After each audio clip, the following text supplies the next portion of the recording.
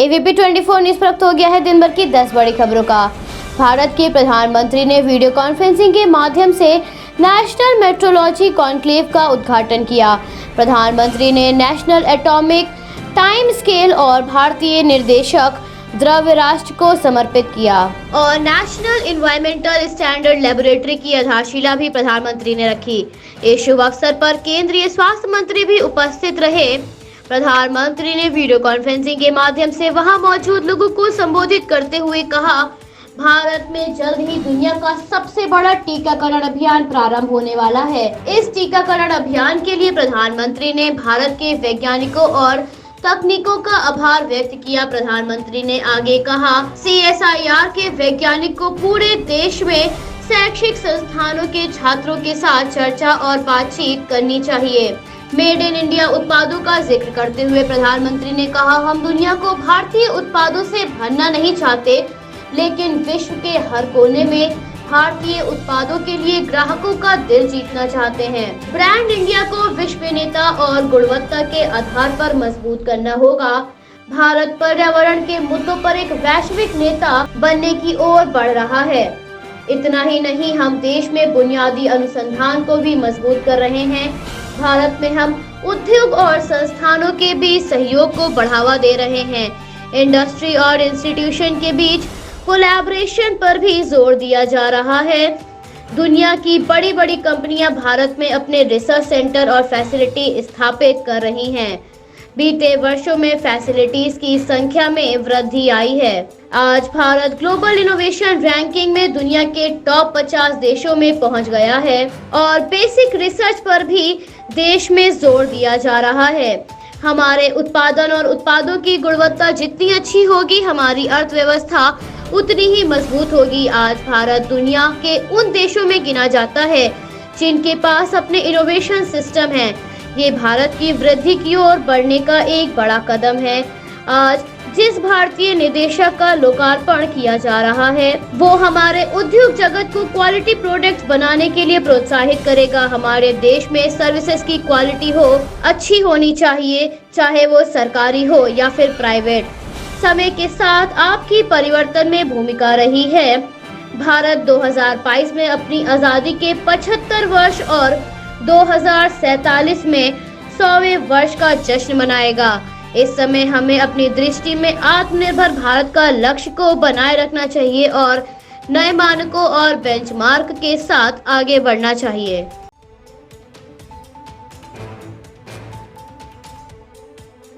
कृषि कानून के विरोध में अन्नदाताओं को दिल्ली सीमा पर प्रदर्शन करते हुए 40 दिन हो गए हैं। 40 दिनों में किसानों ने काफी मुश्किलों का सामना किया है, लेकिन उनका विश्वास अडिग है।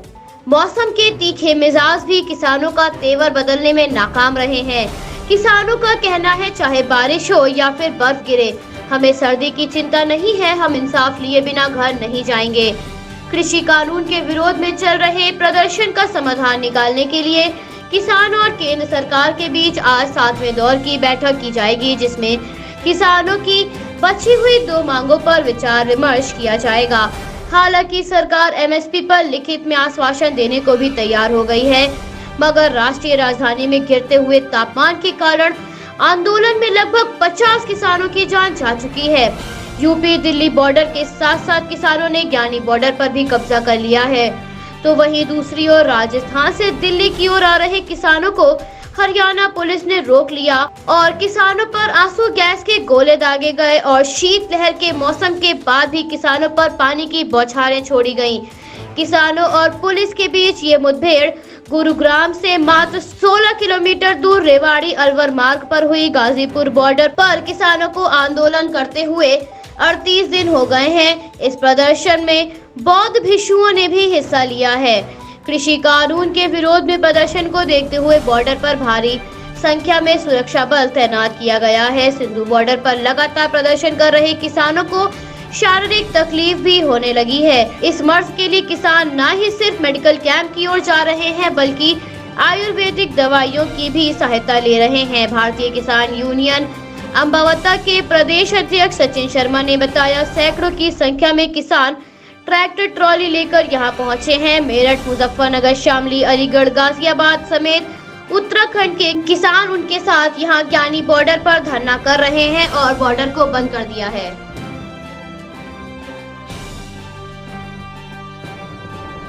कांग्रेस नेता राहुल गांधी ने कृषि कानून को लेकर मोदी सरकार पर निशाना साधते हुए ट्वीट के जरिए कहा, सर्दी की भीषण बारिश में टेंट की टपकती छत के नीचे जो बैठे हैं सिकुड़ ठिठुर कर किसान अपने ही हैं, गैर नहीं है। सरकार की क्रूरता के दृश्यों में अब कुछ और देखने को शेष नहीं है।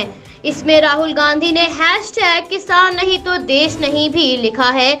इसके साथ ही राहुल गांधी ने कुछ तस्वीरें भी साझा की है जिसमें ठंड के मौसम में बारिश की मार झेलते हुए अन्नदाताओं को देखा जा सकता है। आंदोलन कर रहे किसानों को किस प्रकार की मुश्किलों का सामना करना पड़ रहा है, ये इन तस्वीरों में साफ देखा जा सकता है।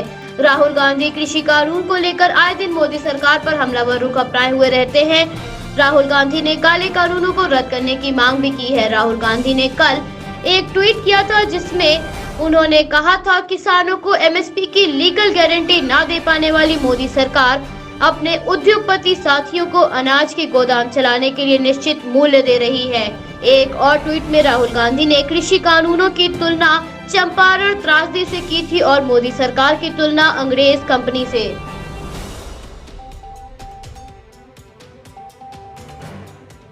भाजपा अध्यक्ष जेपी नड्डा ने भारत बायोटेक की वैक्सीन को आपातकालीन इस्तेमाल की मंजूरी मिलने पर सवाल उठाने वाले कांग्रेस नेताओं पर पलटवार करते हुए कहा, जब भारत कोई बड़ी उपलब्धता हासिल करता है तो विपक्षी दल उस पर अजीब नजरिया ही पेश कर उपहास उड़ाते हैं।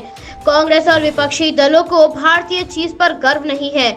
उन्हें आत्मनिरीक्षण करना चाहिए कि कोविड-19 वैक्सीन पर उनके झूठ का इस्तेमाल स्वार्थी समूह द्वारा किस तरह किया जाएगा। जितना विपक्षी दल वैक्सीन का विरोध करेंगी उतना ही उनकी सच्चाई भारत की जनता को पता चलेगी। इस तरह की राजनीति को खारिज किया जाना चाहिए। कांग्रेस और विपक्षी दल के नेता भारत के नागरिकों को वैक्सीन के प्रति भ्रमित कर रहे हैं। जेपी नड्डा ने विपक्षी दलों से आग्रह करते हुए कहा कि भारत के लोगों की जान से खिलवाड़ न करें और दूसरे मुद्दों पर राजनीति करें।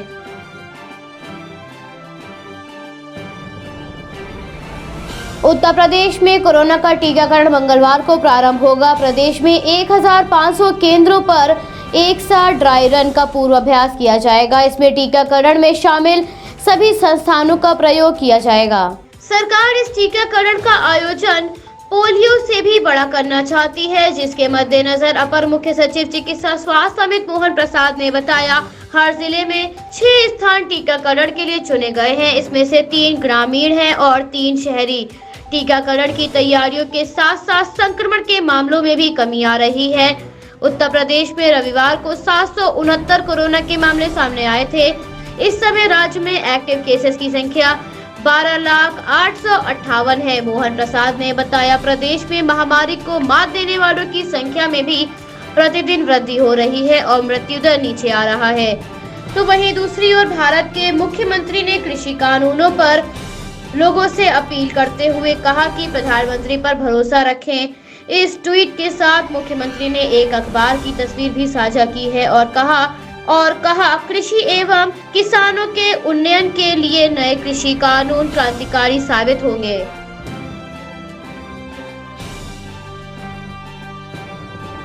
पश्चिम बंगाल में विधानसभा चुनाव के मद्देनजर AIMIM के अध्यक्ष असदुद्दीन ओवैसी ने ऐलान किया था कि उनकी पार्टी इस बार चुनाव मैदान में उतरेगी। असदुद्दीन ओवैसी ने ममता सरकार पर निशाना साधते हुए कहा, हम पर उंगली उठाने की बजाय वो अपनी हार पर मंथन करें। असदुद्दीन ओवैसी ने पश्चिम बंगाल में चुनाव के मद्देनजर मुस्लिम उलेमा अब्बासुद्दीन सिद्दीकी के साथ बैठक कर बंगाल के चुनाव की रणनीति पर चर्चा की। इसके साथ ही उन्होंने भाजपा द्वारा लोकसभा की 18 सीटें छीने जाने पर ममता बनर्जी को आत्ममंथन की नसीहत दी। ओवैसी का कहना है, हम एक सियासी दल हैं और पश्चिम बंगाल में विधानसभा चुनाव लड़कर हम अपनी उपस्थिति दर्ज करवाना चाहते हैं। मीडिया से वार्ता के दौरान उन्होंने कहा, भारत की सियासत का मैं लैला हूँ और मेरे बहुत सारे मजनू हैं, लेकिन उससे कोई फर्क नहीं पड़ता। हालांकि अभी तक इस बात की कोई पुख्ता जानकारी प्राप्त नहीं हुई है कि वो बंगाल में अकेले चुनाव लड़ रहे हैं या किसी पार्टी के साथ गठबंधन करेंगे। वैसे बंगाल में मुस्लिम मतदाताओं की तादाद ज्यादा है, जिस वजह से ओवैसी बंगाल में अपनी सत्ता बनाना चाहते हैं।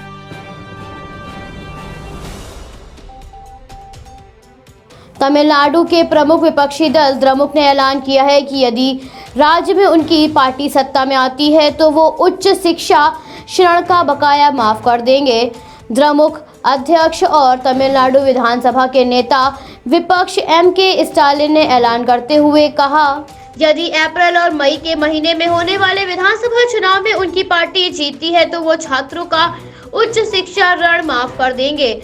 तरोड पश्चिम विधानसभा क्षेत्र के गांव मेडुपलायम में पार्टी की ग्राम सभा बैठक में स्टालिन ने राज्य सरकार पर भ्रष्टाचार फैलाने का आरोप लगाते हुए कहा, राज्य में बेरोजगारी बढ़ रही है, शिक्षा का स्तर निरंतर नीचे जा रहा है और ग्रामीणों को 100 दिन का काम देने की गड़बड़ी में आरोप भी स्टालिन ने राज्य सरकार पर लगाया है। इसके साथ ही उन्होंने दावा किया कि यदि उनकी पार्टी सत्ता में आती है तो वो इन सब गड़बड़ियों की सही से जांच कराएंगे।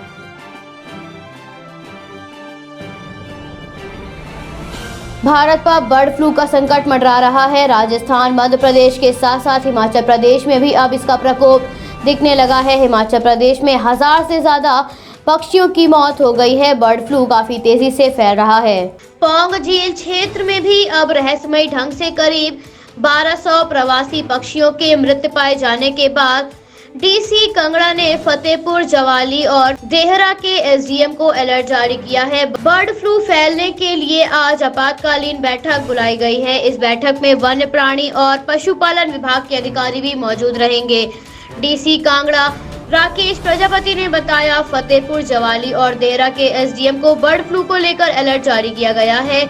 अभी तक प्रवासी पक्षियों की ही मौत हुई है। पौंग झील के आसपास करीब 11 किलोमीटर एरिया की निगरानी की जा रही है। प्रवासी पक्षियों के सैंपल की रिपोर्ट से पक्षियों की मौत का कारण पता चलेगा। फिलहाल बर्ड फ्लू की आशंका के चलते अलर्ट जारी किया गया है और पौंग झील के किनारे पर्यटन गतिविधियों के साथ साथ अन्य गतिविधियों पर भी रोक लगा दी गई है। पौंग झील में अभी तक 1177 प्रवासी पक्षियों की मौत की पुष्टि हुई है।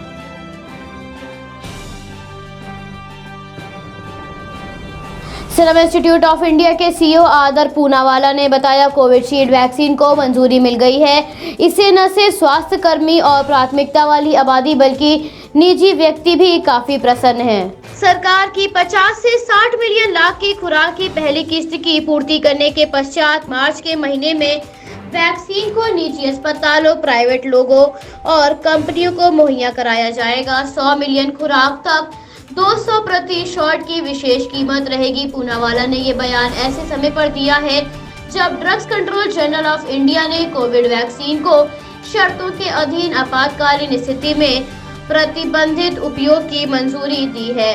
सीरम इंस्टीट्यूट ऑफ इंडिया की वैक्सीन पहले सरकार को मुहैया कराई जाएगी, जिस वजह से ये निजी बाजार में उपलब्ध नहीं होगी।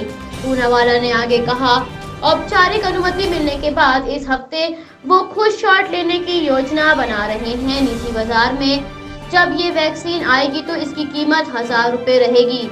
हम आदेश मिलने के बाद 7 से 10 दिनों में डिलीवरी शुरू करने की उम्मीद कर रहे हैं। अंतिम आदेश सहित सरकार से औपचारिक पत्र की भी प्रतीक्षा कंपनी को है। कमजोर और जरूरतमंद लोगों को वैक्सीन के शॉट की ज्यादा आवश्यकता है, इसलिए इसे पूरा करने के लिए हम वैक्सीन को अस्पतालों और निजी कंपनियों को उपयोग के लिए प्रदान करेंगे।